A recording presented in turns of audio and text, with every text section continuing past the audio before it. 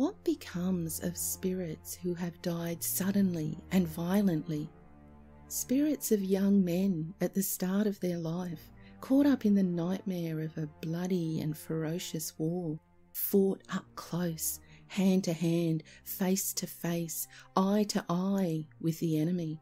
We may wish their poor souls eternal peace, but do they really rest in peace? Can they rest in peace?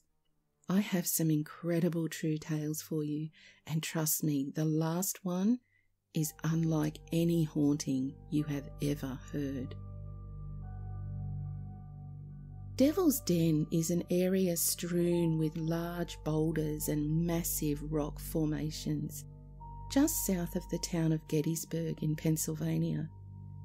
In fact, Devil's Den is only 500 yards from Little Round Top and Big Round Top, scenes of the most bloody battles of the American Civil War. The area around Devil's Den saw intense fighting and death in the conflict between almost 8,000 Union and Confederate soldiers, and produced over 2,500 casualties in this battle alone. It comes as no surprise then that the Gettysburg battlefield is home to countless sightings and interactions with the spirits of dead soldiers. Some of these encounters are benign, even benevolent in nature, while others are nothing short of terrifying.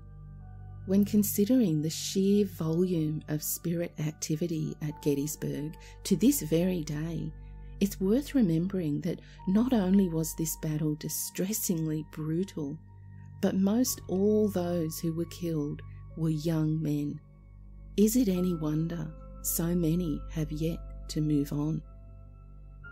A few years back, a couple of seasoned hunters lost their bearings in the area around Little Round Top and found themselves wandering towards the boulders of the Devil's Den.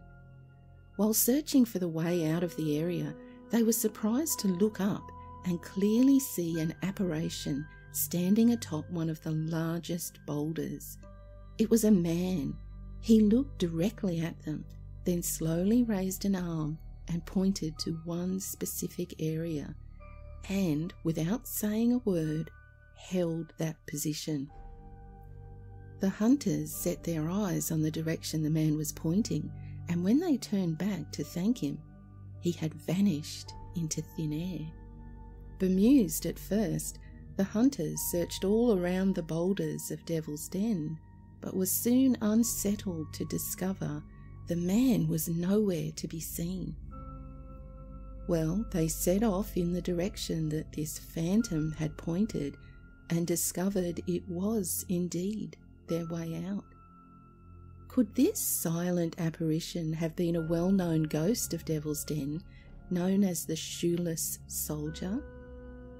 Over the last century, a ghost, noted for being shoeless, has not only been seen at Devil's Den, but has on many occasions given visitors helpful advice as to where they need to go.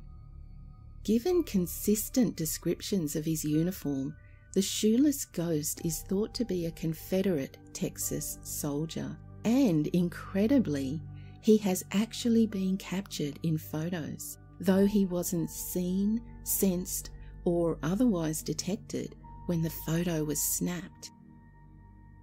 Another recent encounter with the shoeless ghost comes from a woman who found herself alone and lost as she walked the rock-laden land of the Gettysburg battlefield. Growing increasingly worried, she nervously checked the surroundings for a familiar view to help guide her way. Without any warning and seemingly out of nowhere, a man appeared beside her, pointed to the distance and said, "What you're looking for is over there." And then, in the blink of an eye, he vanished. Later that day, the woman told park rangers what had happened, and they asked her to describe this man. She went on to describe in perfect detail what a Confederate Texas soldier would have been wearing in the Battle of Gettysburg. As she spoke, the rangers nodded and told her she was not the first to encounter this helpful apparition. While the Devil's Den had its name long before the American Civil War and the Battle of Gettysburg, the sheer volume of death that occurred there has only served to cement its name as an area not to be taken lightly. Just speaking with a ghost of a Gettysburg soldier might be enough to haunt you, but consider how this man felt after his encounter. A Harrisburg Telegraph article reported in 1939 that a man was driving along in his car when he noticed two uniformed soldiers carrying rifles and walking on the side of the road. The man pulled over to them and noticed at once that their uniforms looked very old. He asked the two men if they needed any help, and they replied that their friend was injured and indeed needed assistance. The soldiers prompted the man to follow them, so he drove a short distance and then they gestured that he stop at a nearby tree. Propped up against this tree was another uniformed soldier, but this one was clearly dying from a severe chest wound. Shocked and horrified, the man said he'd get help and frantically drove to the nearest gas station. Upon telling the mechanics at the station what he had just witnessed, he was told not to bother finding help and that the soldiers wouldn't even be there if he went back to that tree. They went on to tell him that the same strange encounter had happened to many people who were driving along that stretch of road. That would be a life-changing experience. Well, today, Devil's Den is a major attraction for tourists and ghost hunters, and a curious thing happens to those who visit. Phones, cameras, and specialized recording equipment are often said to malfunction or stop functioning altogether when in close proximity to the Devil's Den. Interestingly, once they move away from Devil's Den and the Gettysburg battlefield, devices inexplicably begin working again. If you enjoy these tales, please support my channel. I'll leave links in the notes below with the easy and safe ways that you can give your support. Now I have one more extraordinary and true tale for you.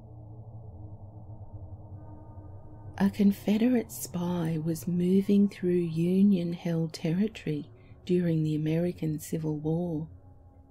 He was respected among his peers for his ability to scout difficult terrains and to creep undetected so close to Union camps as to hear their conversations. But it wasn't this ability which made his reputation far beyond his own troop. It was his four-legged companion. You see, when this soldier joined up, his faithful dog came with him. Wherever the soldier went, the dog went also, even on reconnaissance missions. The two crept silently, moving and thinking as one, often alternating, the man following the dog following the man. The soldier was Irish-born, and so it was he and his dog were considered to possess the luck of the Irish by their comrades, completing over 30 missions into enemy territory undetected and returning safely, until one fateful day their luck ran out. The soldier and his faithful dog were captured by Union soldiers. As you would expect, the discovery of a Confederate spy and his spy dog caused much excitement and amusement for a time, but this did little to distract the Union colonel from administering an immediate sentence. The Confederate soldier was to be shot the following day. The soldier, seeking small comfort among strangers on the eve of his death, asked that his dog be allowed to keep him company on his last night on earth. His request was refused, and, unknown to the soldier, his dog was taken away and destroyed. At dawn light the following morning, the soldier was led out to face the firing squad. He stood straight and still as the squad readied themselves. The soldier held his gaze, hard and straight, focusing on the trees in the distance, their leaves shimmering pink in the morning light, and thinking of his home, his parents, of never seeing Ireland again, and of course of his devoted dog. When a movement low to the ground caught the corner of his eye, moving from beyond the edge of the firing squad and coming directly toward him, was a familiar shape. It was his dog. The dog approached the man silently, his head held low and tail wagging, but the pads of his paws made no din on the leaves on the ground. The man broke into a broad smile, threw his arms out wide, and crouched to the ground, beckoning his old friend toward him. Overcome with tears and breathless laughter, his previous stoic composure lost in the moment. The men in the firing squad watched the soldier, wide-eyed and confused. They saw nothing. The soldier was smiling, talking, and happily gesturing to nothing but thin air. He was mad. He unnerved the squad. Perhaps it was because they held a quiet admiration for him, some pity. He wasn't like other spies they had captured. It almost seemed a shame. And now, in his final moments, he had dissolved into a lunatic. The squad began to fidget, looking at each other in unease and muttering, "What is he doing? There's nothing there. He thinks he sees his dog." Until at last the squad leader ordered the condemned man be blindfolded. This was done, and the soldier settled some, but his composure had been broken by the sight of his beloved friend. His mixed cries of joy and terror caused the soldier's shoulders to heave, but he stood his ground. Colonel Panton, who was in charge of the execution, stood silently to the side of the squad. His face had fallen deathly pale, his lips ashen, and arms hung limp at his side. He did see the ghost dog. As clear as the condemned man himself, he saw the dog approach the soldier and watched as the man and dog reunited in familiar affection. He watched as the man was straightened and blindfolded, and he watched as the dog walked beside his master and sat beside his legs, also facing the firing squad. The squad waited for the signal from Colonel Panton. Still, they waited, until at length he tried to give the order to fire, but no words came from his mouth. He tried once again, and again. 3 times he ordered fire, and 3 times not a sound came from his mouth, until, visibly shaken, he muttered the words, "Execution deferred," and dismissed the squad. The soldier was confined, and the dog, well, it disappeared. That night the Confederate army attacked the Union position, and Colonel Panton was killed.